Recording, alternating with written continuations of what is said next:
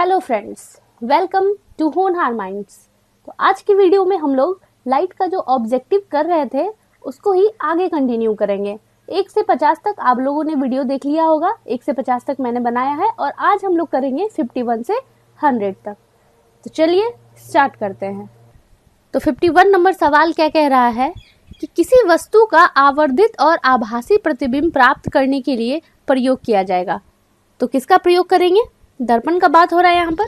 तो देखिए ऑप्शन देखते हैं, समतल दर्पण, उत्तल दर्पण, अवतल दर्पण और अवतल लेंस। तो आंसर क्या हो जाएगा आपका? अवतल दर्पण।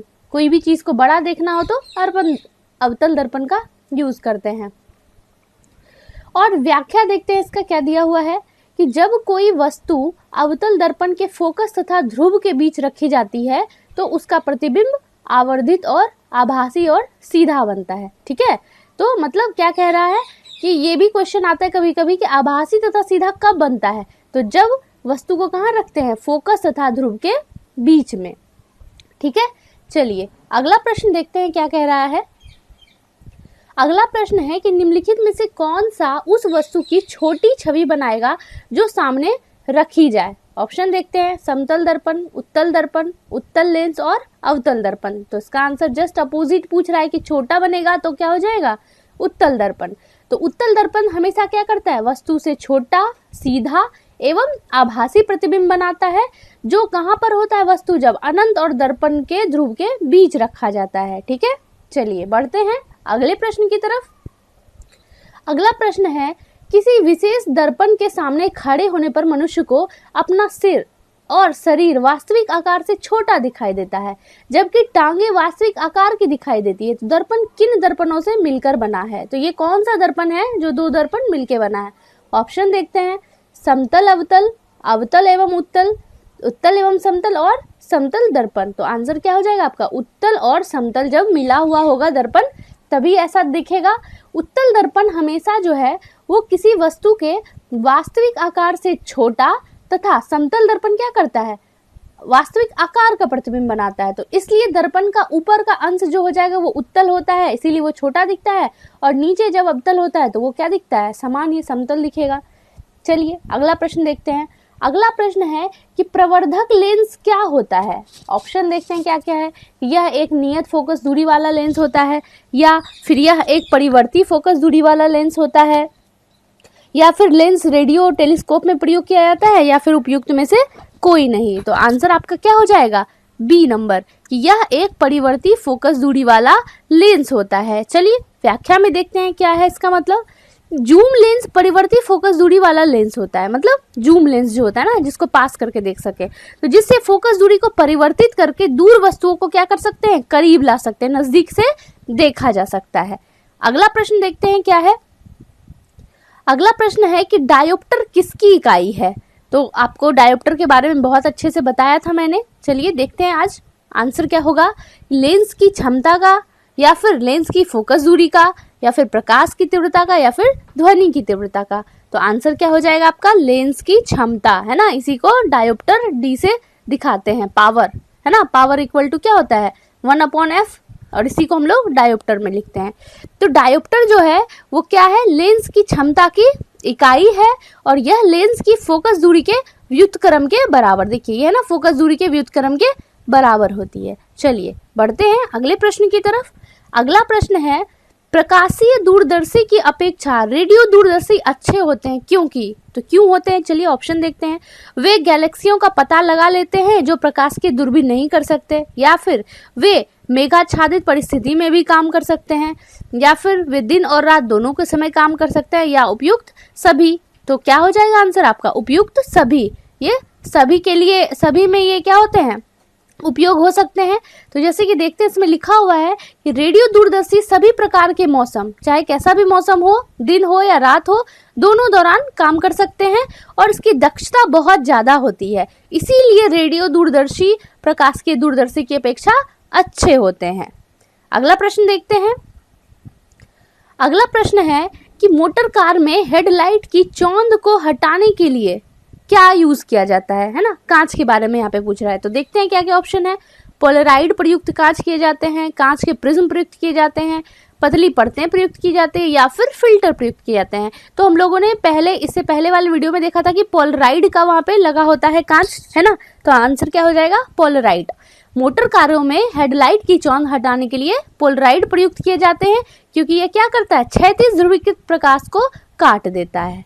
ठीक है, चलिए अगला प्रश्न देखते हैं क्या है। अगला प्रश्न है कि आंख का बाहरी श्वेत भाग जो आंतरिक भाग की सुरक्षा करता है उसको क्या कहते हैं। ऑप्शन देखते हैं, पुतली या फिर श्वेत पटल या रेटिना या दृष्टि पटल या कॉर्निया। तो आंसर क्या हो जाएगा आपका, उसको श्वेत भाग जो है उसको श्वेत पटल ही कहते हैं। तो श्वेत पटल जो है आंख का वह श्वेत भाग है जो आंख के कॉर्निया के चारों ओर और नेत्र गोलक के बाहरी सतह का निर्माण करते हैं, और आंख का ये क्या काम करता है, तो आंतरिक भाग की सुरक्षा करता है। अगला प्रश्न है कि वर्णांध व्यक्ति किन रंग में अंतर नहीं कर सकता है। ठीक है, ऑप्शन देखते हैं क्या क्या है, काला और पीला, लाल और हरा, पीला और सफेद और हरा और नीला। तो आंसर क्या हो जाएगा आपका, लाल और हरा। तो वर्णांध व्यक्ति जो होते हैं लाल हरा में अंतर नहीं कर पाते हैं और वो इसे देखने में पूरी तरह से असमर्थ होते हैं। चलिए अगला प्रश्न देखते हैं कि सामान्य नेत्र की सुस्पष्ट दृष्टि कितनी होती है, 35 सेंटीमीटर या 25 या 45 या फिर 15 सेंटीमीटर। तो आंसर क्या हो जाएगा, 25 सेंटीमीटर। न्यूनतम दूरी जो होती है सुस्पष्ट दूरी वो 25 सेंटीमीटर होती है। अगला क्वेश्चन देखते हैं, किस स्थिति में दूर की चीजें फोकस से हटकर दिखाई देती है। ऑप्शन देखते हैं, जरा दृष्टि दोष, दूर दृष्टि दोष, दृष्टि वैषम्य या फिर निकट दृष्टि दोष। तो इसका आंसर क्या हो जाएगा आपका, निकट दृष्टि दोष, जिसमें निकट की चीजें तो साफ दिखाई देती है लेकिन दूर की वस्तु मतलब साफ नहीं दिखती है ना। पढ़ते हैं यहाँ पे व्याख्या कि निकट दृष्टि दोष में व्यक्ति क्या करते हैं, निकट की वस्तुएं स्पष्ट दिखाई देती है परंतु दूर की वस्तुएं स्पष्ट नहीं दिखाई देती है। और इस दृष्टि दोष में क्या होता है, प्रतिबिंब जो होता है ना रेटिना के पहले ही बन जाता है, इसीलिए उन्हें स्पष्ट नहीं दिखाई देता है दूर की वस्तु। अगला प्रश्न देखते हैं कि मानव आंख की संवेदनशीलता अधिकतम होती है कौन से क्षेत्र में। ऑप्शन देखते हैं क्या क्या है, बैगनी या फिर हरे क्षेत्र में या नीले या फिर लाल क्षेत्र में। तो आंसर आपका क्या हो जाएगा, हरे क्षेत्र में। तो साधारण प्रकाश की स्थिति में मानव आंख में जो शंकु होते हैं वो सर्वाधिक संवेदनशील कौन से रंग के लिए होते हैं, हरे रंग के लिए होते हैं, और उसके बाद सबसे ज्यादा पीले रंग के लिए। ठीक है, चलिए अगला क्वेश्चन देखते हैं कि एक आदमी 10 मीटर से ज्यादा दूर स्पष्ट नहीं देख सकता, वह किस रोग से ग्रस्त है। ऑप्शन देखते हैं, दूर दृष्टि दोष या निकट दृष्टि दोष या मोतियाबिंद या फिर दीर्घ दृष्टि दोष। तो देखिए 10 मीटर तक तो उसको दिख रहा है लेकिन उससे दूर नहीं दिख रहा है, तो पास की चीजें दिख रही है और दूर की वस्तु अस्पष्ट, तो क्या हो जाएगा, निकट दृष्टि दोष। तो क्या बोल रहा है कि निकट दृष्टि दोष से ग्रस्त व्यक्ति जो है 8 सेंटीमीटर से 50 सेंटीमीटर के मध्य में रखी वस्तुओं को स्पष्ट देख पाता है और उससे दूर फिर नहीं देख पाता है स्पष्ट। ठीक है, चलिए अगला प्रश्न क्या है। अगला प्रश्न है, आंख का वह अंश जिसमें सबसे अधिक अपवर्तनांक होता है कौन सा है, कॉर्निया या फिर एक्वस ह्यूमर या फिर लेंस या फिर कचाव द्रव जिसको विट्रियस ह्यूमर कहते हैं। तो आंसर क्या हो जाएगा आपका, लेंस। लेंस जो होता है उसका अपवर्तनांक आंख में सबसे ज्यादा होता है, जबकि सबसे अधिक अपवर्तन जो होता है वो कहाँ होता है, कॉर्निया में होता है, क्योंकि जब कॉर्निया की बाहरी सतह पर प्रकाश आपतित होता है तो माध्यम क्या हो जाता है, बदल जाता है। ठीक है, चलिए अगला प्रश्न देखते हैं क्या है। तो अगला प्रश्न है कि मानव की आंखों में दूर दृष्टि दोष को ठीक किया जा सकता है, कैसे ठीक कर सकते हैं। तो ऑप्शन देखते हैं क्या क्या है, द्विफोक्सी लेंस के प्रयोग से या फिर सिलेंड्रिकल लेंस के प्रयोग से, अवतल लेंस के प्रयोग से या फिर उत्तल लेंस के प्रयोग से। तो यही आंसर है आपका, उत्तल लेंस के प्रयोग से दूरदृष्टि को ठीक किया जा सकता है। तो दूरदृष्टि में क्या होता है, तो दूरदृष्टि में क्या होता है, किसी वस्तु का प्रतिबिंब जो है ना रेटिना से पीछे बन जाता है, तो उसको रेटिना पे बनाने के लिए क्या करते हैं, उत्तल लेंस का प्रयोग करते हैं, क्योंकि उत्तल लेंस क्या करती है, किरणों को रेटिना पर केंद्रित करेगा जिससे वस्तु का क्या हो जाएगा, स्पष्ट प्रतिबिंब बनेगा। चलिए अगले प्रश्न की तरफ बढ़ते हैं। अगला प्रश्न है कि एक साधारण सूक्ष्मदर्शी में अंतिम प्रतिबिंब क्या होता है। ऑप्शन देखते हैं, वास्तविक, ह्रासित या फिर प्रतिलोमित, या बोल रहा है वास्तविक, आवर्धित, प्रतिलोमित, आभासी, आवर्धित तथा सीधी, या फिर आभासी, ह्रासित या फिर सीधी।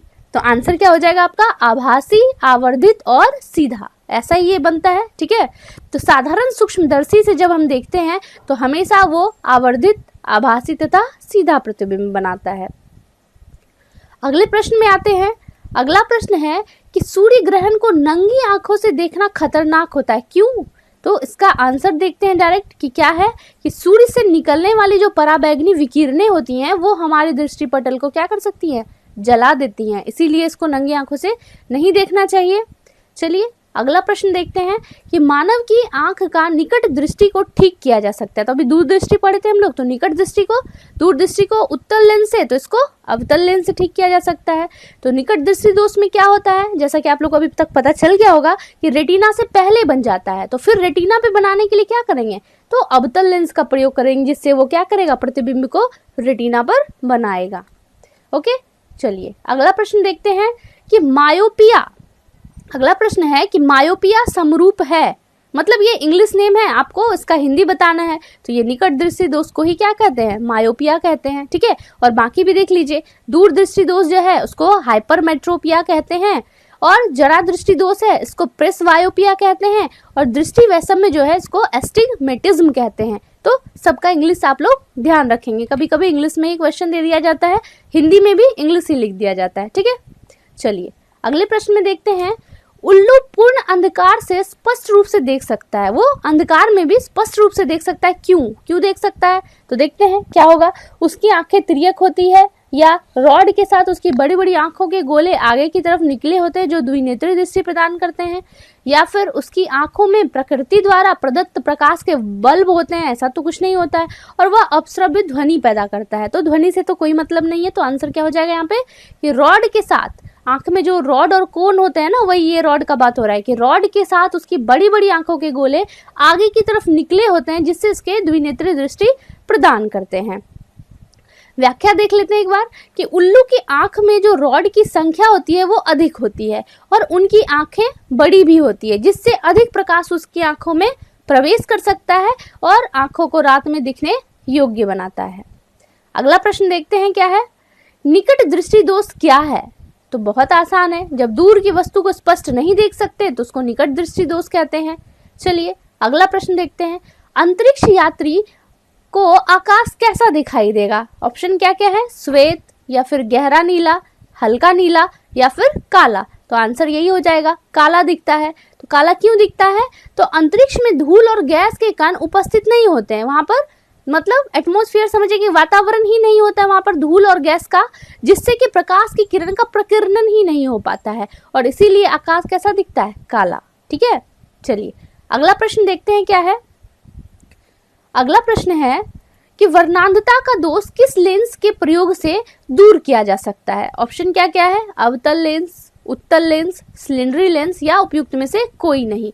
तो यही आंसर होगा आपका, उपयुक्त में से कोई नहीं, क्योंकि वर्णांधता का दोष जो होता है, कुछ व्यक्तियों में रंग विभेद नहीं, वो लाल और हरा में नहीं कर पाता है डिफरेंस, और यह अनुवांशिक दोष है, इसीलिए इसको कोई भी लेंस से दूर नहीं किया जा सकता है।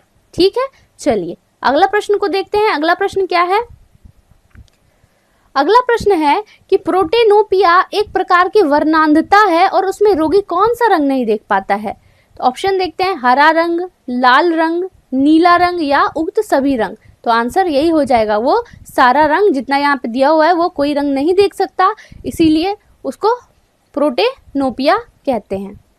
नेक्स्ट देखते हैं, नीले रंग की कांच की प्लेट नीले रंग की प्रतीत होती है, क्यों? नीला ही वो क्यों दिखता है?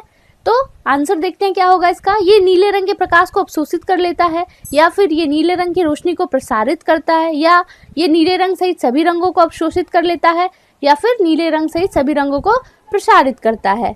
तो इसका आंसर क्या हो जाएगा आपका? ऑप्शन बी, ये नीले रंग की रोशनी को क्या करता है? ज्यादा प्रसारित करता है। तो किसी वस्तु का रंग का स्रोत जो होता है रंग पर तथा उस वस्तु द्वारा परावर्तित प्रकाश की रंग की तरंगदैर्घ्य पर निर्भर करता है। चलिए अगला प्रश्न देखते हैं क्या है।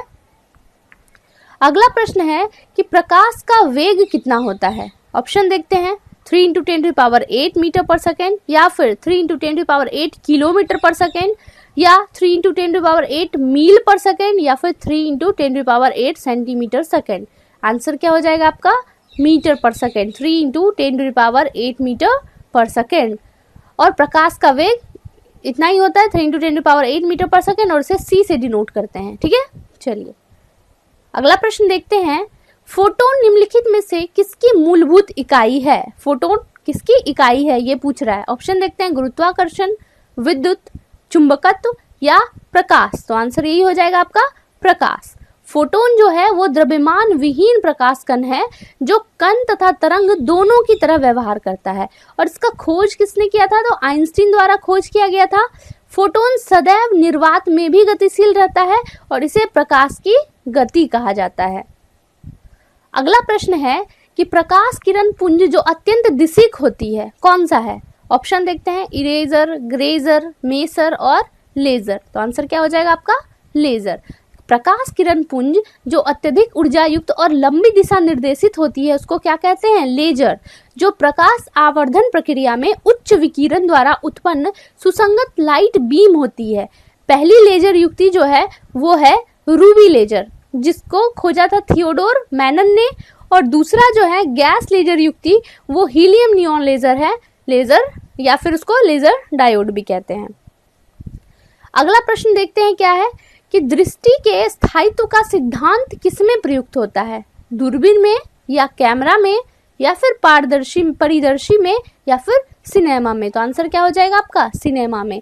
कि दृष्टि के स्थायित्व का सिद्धांत द्वारा किसी वस्तु का प्रतिबिंब वस्तु के हटाए जाने के बाद भी देखा जा सकता है और इसी चीज का प्रयोग किया जाता है कहाँ पर? सिनेमा में। ठीक है, चलिए अगला प्रश्न देखते हैं कि निम्नलिखित में से क्या न्यूटन के रंग चक्रिका परीक्षण कार्य की प्रणाली के लिए उत्तरदायी है?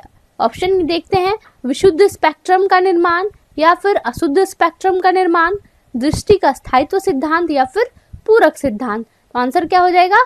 दृष्टि का स्थायित्व सिद्धांत। एक कागज पर 7 अलग अलग रंग को पेंट करके एक परिपत्र डिस्क पर चिपकाने पर न्यूटन ने क्या देखा? एक रंग चक्रिका बनाई और इसको घुमाने पर हमारी आंख पर एक भी रंग स्पष्टता से नहीं देखा तथा हमें केवल कैसा रंग दिखता? सफेद रंग। और इसी घटना को दृष्टि के स्थायित्व का कारण संभव हुआ, इसी घटना के कारण। ठीक है, चलिए अगला प्रश्न देखते हैं। सोलर सेल निम्न में से किस सिद्धांत पर कार्य करता है? फोटोवोल्टिक प्रभाव या फोटो इलेक्ट्रिक प्रभाव, फोटो कंडक्टिव प्रभाव या फिर प्रकाश संश्लेषण। तो आंसर क्या हो जाएगा आपका? फोटोवोल्टिक प्रभाव। सोलर सेल फोटोवोल्टिक प्रभाव के सिद्धांत पर कार्य करता है और इसमें जब सेल पर प्रकाश आपतित होता है तो वो वोल्टेज में परिवर्तित हो जाता है। अगला क्वेश्चन देखते हैं कि एक प्रकाश वर्ष किसकी इकाई है? तो प्रकाश वर्ष इकाई होती है किसकी? दूरी की इकाई होती है। और यह एक प्रकाश वर्ष एक वर्ष में जितना दूरी तय करती है उसी को एक प्रकाश वर्ष कहते हैं। ठीक है, चलिए अगला क्वेश्चन देखते हैं कि पृथ्वी की सतह के ऊपर ओजोन परत निम्न में किसके विरुद्ध कवच की तरह कार्य करती है? ऑप्शन देखते हैं क्या क्या है? एक्स किरण, पराबैंगनी किरण, गामा किरण या फिर अवरक्त किरण। तो आंसर क्या हो जाएगा आपका? पराबैंगनी किरण। ओजोन परत पृथ्वी तक आने वाले पराबैंगनी किरण को अवशोषित कर लेती है और उसके हानिकारक प्रभाव के विरुद्ध कवच की तरह कार्य करती है। चलिए अगले प्रश्न को देखते हैं। फोटोग्राफी में मुख्य कौन से रंग होते हैं? तो कौन कौन सा रंग होता है? लाल, नीला और हरा। तो लाल, नीला, हरा जो होते हैं मुख्य रंग होते हैं और इन रंग को मिलाकर दूसरे और रंग बनाए जा सकते हैं। तो टेलीविजन, कंप्यूटर डिस्प्ले या फिर फोटोग्राफी छायांकन में क्या होता है? लाल, नीला और हरे रंग का प्रयोग किया जाता है और इसी से अन्य रंग का भी निर्माण किया जाता है। किंतु प्रिंटिंग में जब प्रिंट किया जाता है तो वहां पर सियान, मेजेंटा और पीला रंग जो है वो सामान्य प्राथमिक रंग होते हैं। तो ये आप अलग से याद रखेंगे कि प्रिंटिंग में ये सियान, मेजेंटा और पीला रंग का यूज होता है। अगला क्वेश्चन देखते हैं। निम्नलिखित में से क्या CRT का भाग नहीं है? तो आंसर क्या हो जाएगा आपका? Gas plasma. तो कैथोड रे ट्यूब जो होता है, CRT क्या है यहाँ पर? Cathode ray tube. जब इलेक्ट्रॉन पुंज फॉस्फोर के पर्दे पर पड़ती है तो प्रतिबिंब बनता है और इसके मौलिक घटक जो होते हैं इलेक्ट्रॉन गन, विचलित कुंडली, फॉस्फोर पर्दा और शैडो मास्क, ये सब इसके घटक हैं। चलिए अगला प्रश्न देखते हैं। निम्नलिखित में से किसे प्रकाश की चाल किसमें सबसे अधिक होती है? तो आंसर हो जाएगा कि निर्वात में प्रकाश की चाल सबसे ज्यादा होती है। अगला प्रश्न है कि लेजर का आविष्कार किसने किया? तो इसका आविष्कार किया है गॉर्डन गोल्ड ने। ठीक है, गॉर्डन गोल्ड ने पहली बार 1959 में लेजर पर अपना शोध पेपर प्रकाशित किया था। कब? 1959 में। चलिए अगला प्रश्न देखते हैं, एलईडी का आविष्कार किसने किया? तो इसका आविष्कार किया निक होलोन्याक ने। ठीक है, 1962 में निक होलोन्याक ने एलईडी का आविष्कार किया था और इसका पूरा नाम क्या था? Light emitting diode. और यह पीएन जंक्शन डायोड होता है जो कार्यशील होने पर क्या करता है? लाइट उत्सर्जित करता है। चलिए अगला प्रश्न देखते हैं कि आकाश और समुद्र की नीलिमा को नापने के प्रयोग की जाने वाली युक्ति क्या है? तो वो है क्यानोमीटर। क्यानोमीटर क्या है? तो ये आकाश की नीलिमा की तीव्रता को नापता है। ठीक है, चलिए अगला प्रश्न देखते हैं कि ल्यूमेन इकाई है, किसकी इकाई है ल्यूमेन? तो ये होती है ज्योति तीव्रता की। ल्यूमेन जो होती है ज्योति तीव्रता की एसआई इकाई है और ज्योति तीव्रता किसी प्रकाश से उत्सर्जित दृश्य प्रकाश की मात्रा के बराबर होती है। ठीक है, चलिए अगला प्रश्न देखते हैं कि श्वेत प्रकाश कितने रंग का मिश्रण होता है? तो वो 7 रंगों का मिश्रण होता है, जिसमें कौन कौन से रंग होते हैं? बैगनी, जामुनी, नीला, हरा, पीला, नारंगी और लाल, यही सब कलर होते हैं इसमें। चलिए अगला प्रश्न देखते हैं कि परमाणु घड़ी निम्नलिखित में किसके संक्रमण पर आधारित है? तो ऑप्शन देखते हैं इसका कि सोडियम, सीजियम, मैग्नीशियम और एल्यूमिनियम। तो आंसर है आपका सीजियम। ये परमाणु घड़ी जो होती है वो सीजियम पदार्थ के संक्रमण पर आधारित होती है। अगला प्रश्न है कि प्रकाश विद्युत प्रभाव धातु की सतह से किस स्थिति में इलेक्ट्रॉन के निष्कासन के रूप में व्याख्यायित किया जाता है? तो आंसर हो जाएगा इसका उपयुक्त तरंगदैर्ध्य का प्रकाश उस पर पड़े। जब उपयुक्त तरंगदैर्ध्य का प्रकाश धातु की सतह पर पड़ता है तो इलेक्ट्रॉन का क्या होता है? निष्कासन होता है और इसी सिद्धांत को प्रकाश विद्युत प्रभाव भी कहा जाता है। अगला प्रश्न है कि निम्नलिखित में कौन सी गैस का प्रयोग सड़कों पर रोशनी के लिए प्रयुक्त पीले लैंप में किया जाता है? तो ये होता है नियॉन गैस। सड़क पर रोशनी के लिए प्रयुक्त पीले लैंप में नियॉन गैस का प्रयोग किया जाता है और इन लैंप को सोडियम लैंप भी कहते हैं। तो यही सोडियम यहाँ पे नहीं लगा देना, आंसर है ना, सोडियम लैंप कहा जाता है इसको। सोडियम पर प्रकाश पड़ने पर यह पीला प्रकाश उत्पन्न करता है। अगला प्रश्न देखते हैं कि प्रकाश ऑक्सीकरण प्रक्रिया शुरू की जाती है किसके द्वारा? तो वो प्रकाश के द्वारा शुरू की जाती है। चलिए अगला प्रश्न देखते हैं कि होलोग्राम क्या है? तो होलोग्राम क्या होता है? फोटोग्राफ या रिकॉर्ड बनाने के लिए त्रिविम प्रतिबिंब यानी 3D जिसको कहते हैं ना, 3D प्रतिबिंब, वही होता है। होलोग्राम जो है एक त्रिविम प्रतिबिंब है जो किसी सुसंगत प्रकाश स्रोत से उत्सर्जित प्रकाश की किरण पुंज के व्यतिकरण से बनती है। अगला प्रश्न देखते हैं, ऑप्टिकल फाइबर का आविष्कार किसने किया? तो नरेंद्र कपानी ने किया। भारत में जन्मे ये यूएस के वैज्ञानिक नरेंद्र कपानी, इन्होंने ही ऑप्टिकल फाइबर का आविष्कार किया। अगला प्रश्न है कि प्रकाशिक तंतु का प्रयोग किसके लिए किया जाता है? तो इसका प्रयोग किया जाता है संचार सेवा के लिए। प्रकाशीय तंतु का उपयोग लंबी दूरी की संचार सेवा के लिए किया जाता है और यह पूर्ण आंतरिक परावर्तन के सिद्धांत पर कार्य करता है। अगला प्रश्न है, सर सीवी रमन को उनके किस प्रयोग के लिए नोबेल पुरस्कार मिला था? तो उन्होंने प्रकाश प्रकीर्णन के बारे में बताया था जिसकी वजह से उन्हें नोबेल पुरस्कार मिला था। और आज का लास्ट क्वेश्चन है कि प्रकाश किस प्रकार की तरंग है? तो प्रकाश जो होती है ना वो विद्युत चुंबकीय तरंग होती है और इन तरंग के संचरण के लिए कोई माध्यम की आवश्यकता नहीं होती है। तो आई होप आपको वीडियो पसंद आया होगा। अगर वीडियो पसंद आया तो इसे लाइक करिए, शेयर करिए और सब्सक्राइब भी करिए। धन्यवाद।